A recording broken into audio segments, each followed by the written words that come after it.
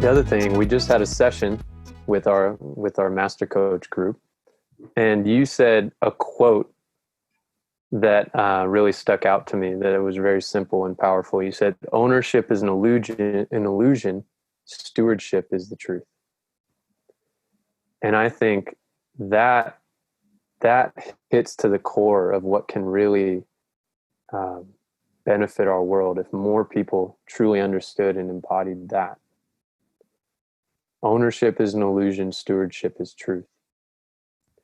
Could you share more about the deeper meaning of that and how people can apply that in their lives?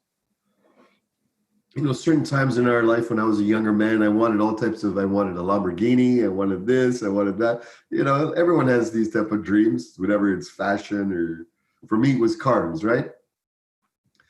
And then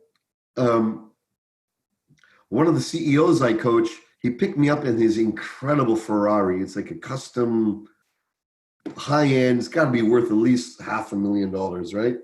And I went in it. He owns it. And he picked me up from the airport. And I'm like, wow, what an amazing car. I sat in it. He took me around, gave me a great experience driving around through the city. And I got, oh my God, I don't need to own this. If I want to have an experience of a $500,000 car, I just have to call my client and he'll be more than that. He was so joyful to share this success that he's had in life. I didn't have to own it, but he became a steward of making my day that day. And after that, I had that feeling I don't need to own this anymore. And he's got three other cars, and I have other friends who've got fancy cars if I want. I got my own nice car I have. It's not a Lamborghini or anything. But what I came to realize, also I learned from my father. My father is a very wise man, and he had serious pneumonia 2 years ago. He's at the end of his deathbed. He made it through, but he was really close. And he said, son, everything I've had will come and go. It's not ours. Things will come and go. Don't be attached to the things that come too much. Don't be attached to the things that go too much, go away. If you do, you'll be a slave of your wants, needs, and aversions. You'll be a slave of getting or a slave of getting rid of.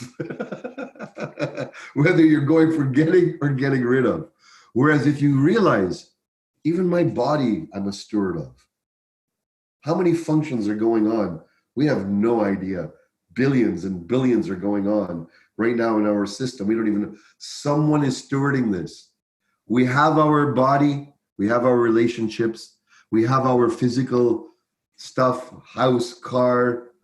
I have a comic book collection. This is my most valuable thing. My most valuable thing I own is my comic book collection. That I have a deep, that's my attachment to. But I'm still stewarding it. As when I get older, I'm going to give them to my kids and my grandkids if, they come. So it's better to not own anything right now, to let go of the lust for ownership. That doesn't mean you can't, on paperwork, be worth whatever you're worth. It's in your soul knowing this too shall pass. So don't clamor onto it. As you realize, we are here to tend to be stewards of this earth. The divine has given us powers not to own the earth, but to see all the resources of this planet for the good of the all, to be more conscientious about sharing, about uplifting our fellow brothers and sisters in humanity, and children and animals and the earth kingdom and the earth plane. Stewardship is sacred. It lets you say, I'm humble enough to know that all that comes through me is for me to take good care of, because one day it'll all be gone. So stewardship is ultimate about care. Ownership is about accumulation.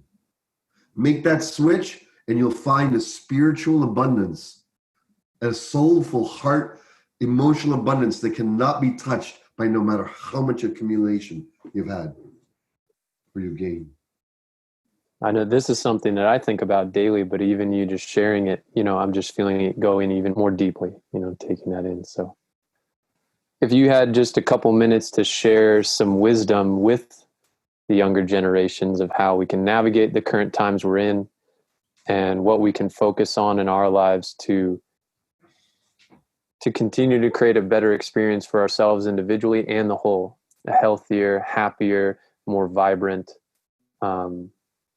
just healthier experience. What's that wisdom that you would share? During these times, these COVID times and uncertainty, political uncertainty, direction of our world uncertainty, economic uncertainty, environmental uncertainty, there's a lot of issues. A lot of issues on the forefront right now. Racial issues, inclusion issues, all of these things over and over. I believe there's two foundational questions that we must ask ourselves to be true warrior sages of this time and era. Number one is, what's mine to do? Ask yourself, what's mine to do today? Not everyone else. What's mine to do? What's my inner calling, my soul, my responsibility?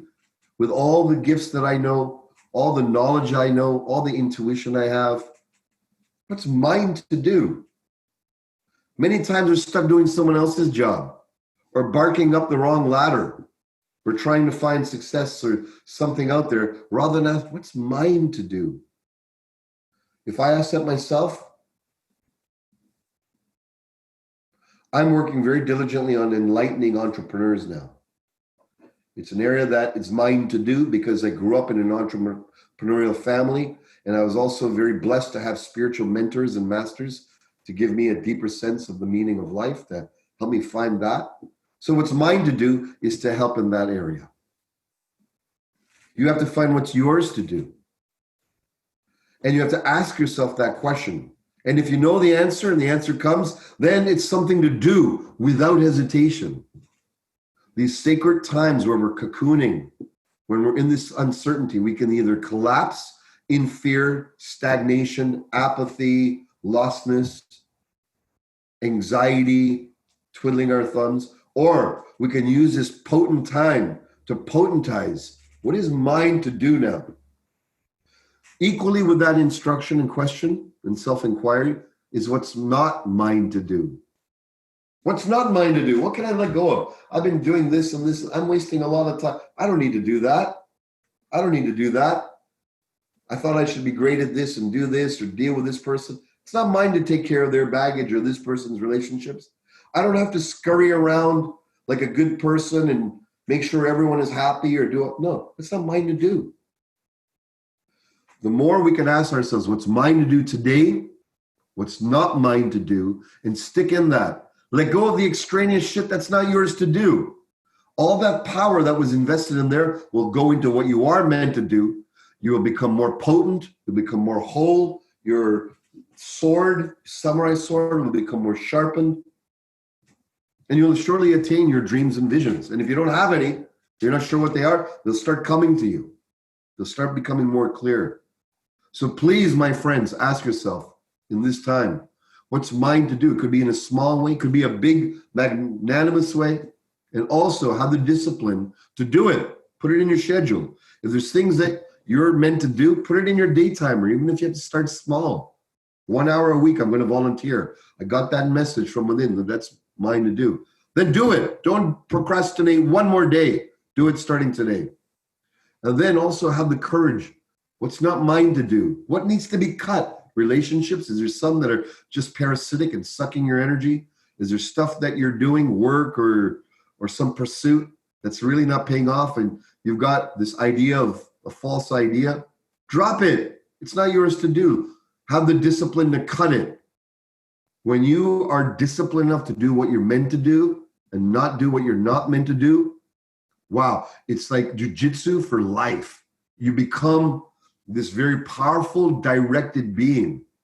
It's incredible. So that is the thing to do that I wish to share at this time. And to do it daily, but also ask yourself, what's mine to do in the long run? What's not mine to do? And get around it. Cut what you need to cut. Take up what you need to take up and march forward valiantly. Very simple and very powerful. Yeah, thank you. Who are the type of people that you work with, and how can they contact you in your work? Well, In our Accelerated Evolution Academy, we work with all types of people who are helping others in the helping professions. So you can find that at acceleratedevolutionacademy.com. And then you can also be part of our Warrior Sage community and download some of our awesome trainings on abundance, free trainings on abundance, on relationship, on self-empowerment. And you can go to warriorsage.com and become part of our international community of people arising together to do the right thing, find their power, and come together with other strong warrior sages of this planet. Awesome. Well, again, thank you so much for your time, Satyen. Very powerful. There's a lot of amazing wisdom that you just shared there. So I'm super grateful. I feel like I just benefited from this session myself as well. And I know that a lot of other people are going to benefit as well. For them to really understand what it means to embody the practice, to experience accelerated evolution, and to really grow as a powerful warrior sage in their own lives. So thank you for all the work that you do and all the service that you offer. Thank you, sir. Thank you, sir. And thanks for everyone watching, and much love and good flow to you and your families. All right. Thank you, Satyen.